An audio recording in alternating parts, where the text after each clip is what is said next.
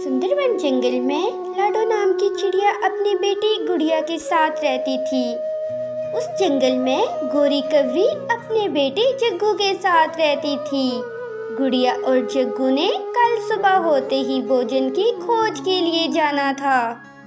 गुड़िया बेटी, आपने कल सुबह से जग्गू के साथ भोजन लेने जाना है।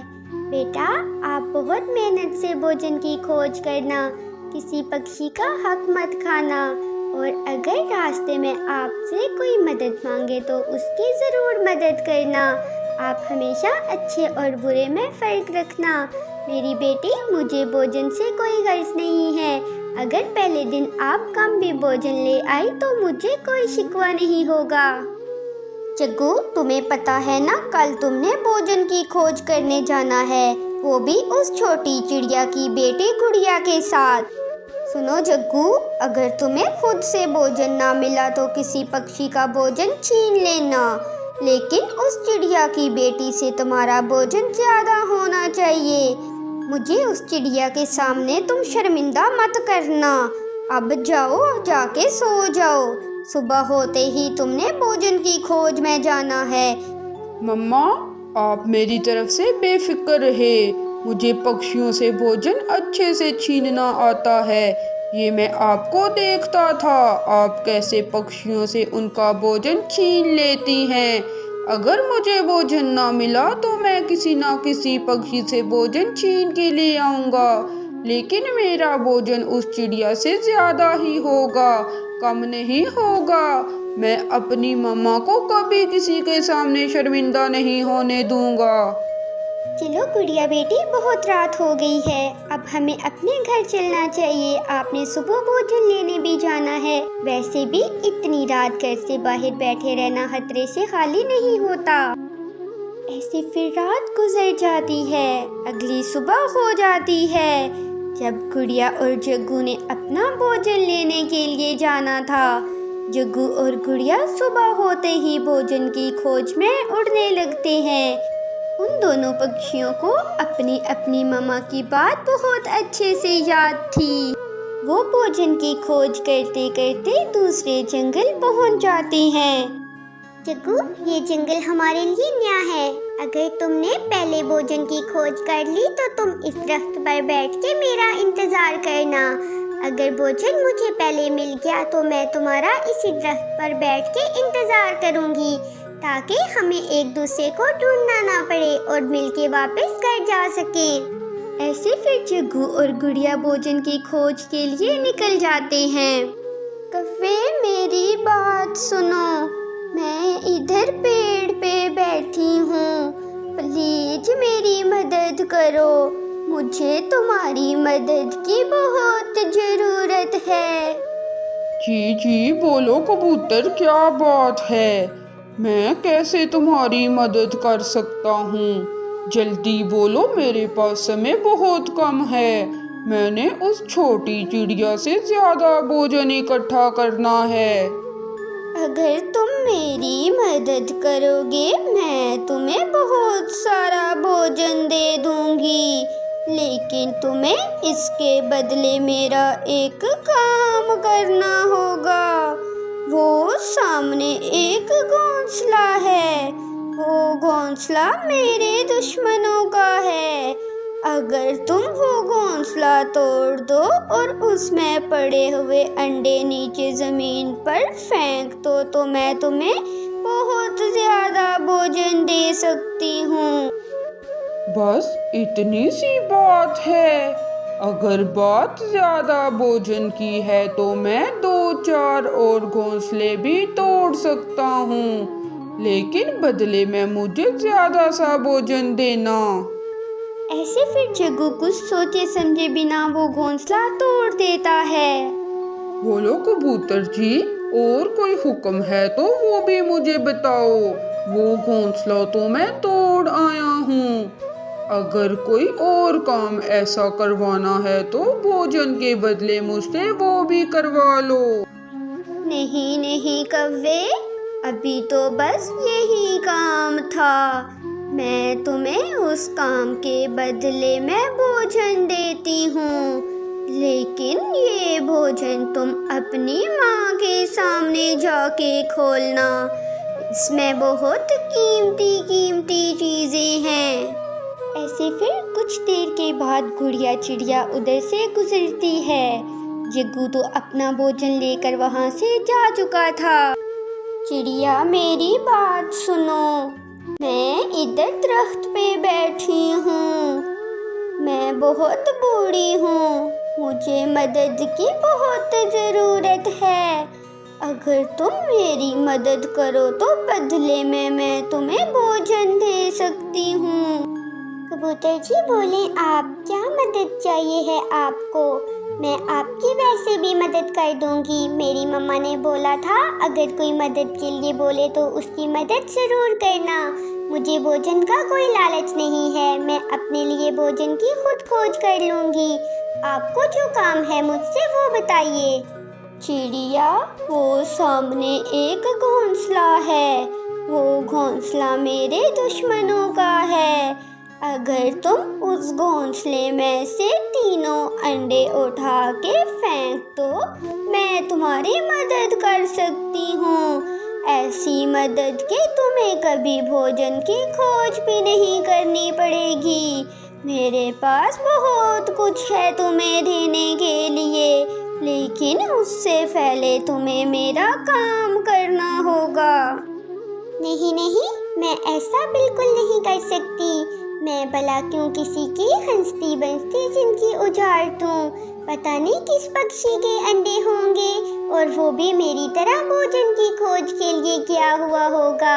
सॉरी, मैं आपकी मदद नहीं कर सकती। अगर कोई और काम है तो वो मुझे बताएं। अगर हो सका तो वो मैं आपका काम ज़रूर कर दूंगी। लेकिन मेरी मम्मा ने मुझे बोला था किसी की गलत काम में मदद मत करना। चिड़िया बेटी, मैं तो तुम्हें बस आजमा रही थी। मैं तुम्हें एक थैला देती हूँ, पर वो थैला तुम अपनी माँ के पास बैठ के खोलना। उसमें बहुत कीमती और जादू वाली चीज़ें हैं। अपनी माँ को बताना मुझे एक बूढ़ी ने ये थैला दिया है, वो सारी बात जरूर समझ जाएगी। ऐसे फिर जग्गू और गुड़िया वो दोनों थैला लिए अपने घर पहुंच जाते हैं। जग्गू अपनी माँ के पास बैठ के वो थैला खोलता है। अरे कमबख्त, तुम ये क्या ले आए हो? मैंने तो तुम्हें भोजन लेने के लिए भेजा था, लेकिन तुम ये मिट्टी का थैला उठा के घर वापस आ गए हो।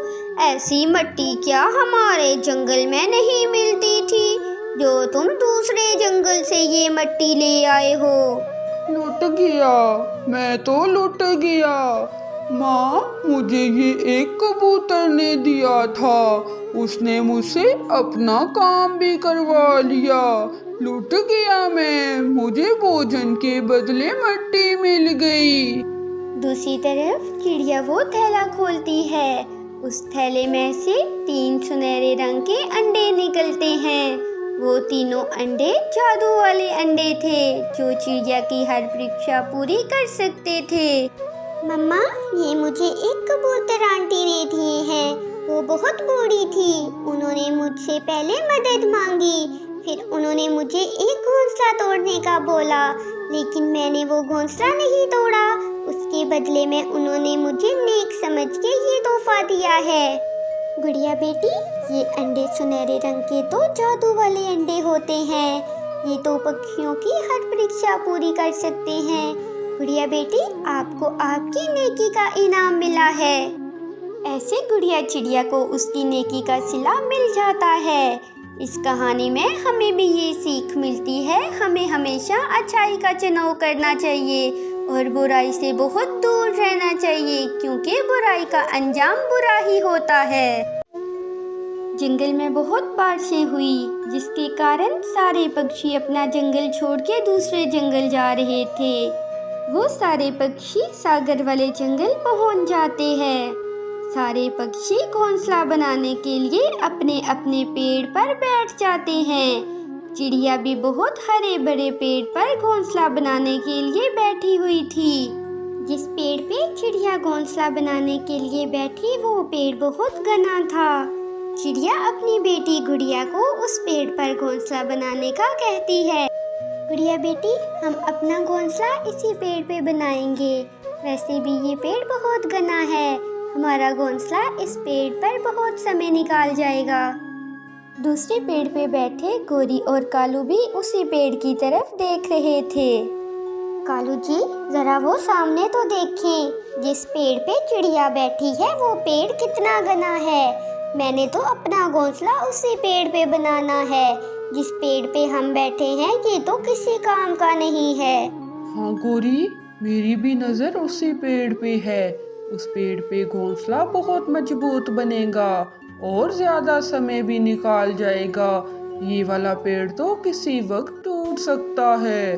चलो गोरी, चल के चिड़िया से बात करते हैं। ऐसे फिर गोरी कौवी और कालू कौवा उस पेड़ पे बैठ जाते हैं जिस पेड़ पे चिड़िया ने अपना घोंसला बनाना था। सुनो चिड़िया, इस पेड़ पे तो मैंने अपना घोंसला बनाना है। तुम जाओ कोई और पेड़ देख लो। ये पेड़ मैंने और गोरी ने सबसे पहले देखा था, इसलिए इस पेड़ पे अब हम ही अपना घोंसला बनाएंगे। परंतु कालू कौवे, इस पेड़ पे तो पहले मैं आकर बैठी हूँ, इसलिए इस पेड़ पर मैं ही अपना घोंसला बनाऊंगी। चिड़िया, तुम आराम से इधर से चली जाओ। ये ना हो मुझे इसका कोई और ही उपाय निकालना पड़े और फिर तुम उड़ने के काबिल भी ना रहो। चलो गुड़िया बेटी, हम किसी और पेड़ पे अपना घोंसला बना लेते हैं। ये कौवे तो है ही बहुत बुरे। ऐसे वो चिड़िया अपनी बेटी गुड़िया को लेके वहाँ से चली जाती है। ऐसे फिर चिड़िया और गुड़िया दूसरे पेड़ पर बैठ जाती हैं। वो पेड़ ज्यादा घना नहीं था। मम्मा, ये पेड़ तो ज्यादा घना नहीं है, इस पे क्या हमारा घोंसला ज्यादा समय नहीं निकालेगा? आपने ही पिछले पेड़ पे बैठ के मुझे बताया था अगर पेड़ घना हो तो घोंसला ज्यादा समय निकाल जाता है। गुड़िया बेटी, इस पेड़ को हम पानी देंगे तो देखना ये पेड़ भी हरा भरा हो जाएगा। ये पेड़ इस वजह से सूखा हुआ है, कई दिनों से इसे किसी ने पानी नहीं दिया। फिर ये पेड़ बहुत घना हो जाएगा और हमारा घोंसला भी इस पे सुरक्षित रहेगा। ऐसे फिर कुछ दिन गुजर जाते हैं। चिड़िया भोजन लेने के लिए दूसरे जंगल चली जाती है। गुड़िया उस पेड़ को पानी देती है। छोटी चिड़िया, कौन हो तुम और तुम मुझे क्यों पानी दे रही हो? मुझे तो इतने सालों से किसी ने पानी नहीं दिया, लेकिन चिड़िया तुम मुझ पे क्यों मेहरबान हो गई हो? पेड़ जी, मैं गुड़िया हूँ। इस जंगल में हम कुछ ही दिन पहले आए हैं। हमें अपना घोंसला बनाने के लिए कोई पेड़ नहीं मिला, इसलिए मैंने और मेरी मम्मा ने आपके ऊपर अपना घोंसला बना लिया है। मेरी मम्मा ने मुझे बताया था अगर मैं आपको पानी दूंगी आप भी हरे भरे और घने हो जाएंगे, इसलिए मैंने सोचा मैं आपको क्यों ना आज से पानी देना शुरू करूं। गुड़िया, मैं एक फलदार पेड़ हूँ, लेकिन मुझे बहुत सालों से किसी ने पानी नहीं दिया, इसी वजह से अब मुझ पे फल नहीं लगता। लेकिन अगर तुम ऐसे ही मुझे हर रोज पानी देती रहोगी तो मुझ पे भी एक ना एक दिन जरूर फल लगेगा और मेरा फल बहुत मीठा होता है। अच्छा पेड़ जी, फिर आज से हम दोनों दोस्त हुए। मैं आपको हर रोज शाम को पानी दिया करूंगी और मेरा वैसे भी घोंसला आपके पेड़ के ऊपर ही है। अगर आपको कोई भी काम हुआ तो मुझे जरूर बताना। ऐसे फिर गुड़िया और पेड़ आपस में दोस्त बन जाते हैं। वक्त गुजरता गया और फिर एक दिन वो पेड़ बड़ा होके आमों वाला पेड़ बन जाता है। उस पर बहुत से आम लगते हैं। वो पेड़ तो बहुत घना हो गया था। गोरी, वो देखो चिड़िया का पेड़ कितना घना हो गया है और इस पे तो आम लगे हुए हैं। देखो गोरी, पहले तो वो पेड़ हमारा ही था ना, कितनी किस्मत खराब हमारी। जो हमने उस पेड़ को छोड़ दिया। कालू जी, था तो वो हमारा ही पेड़, बहुत हमारी किस्मत खराब निकली, लेकिन इस छोटी चिड़िया की इतनी अच्छी किस्मत, अब तो ये अपने पेड़ से फल खाया करेगी, इसे भोजन लेने के लिए भी दूसरे जंगल नहीं जाना पड़ेगा। ऐसे फिर गुड़िया चिड़िया और मम्मा चिड़िया को उनकी मेहनत का सिला मिल जाता है। मम्मा चिड़िया और गुड़िया चिड़िया फिर उस पेड़ पर बैठ के मज़े मज़े के आम खाती हैं। गोरी कौवे और कालू कौवे के पास सवाए पछतावे के कुछ नहीं बचा था।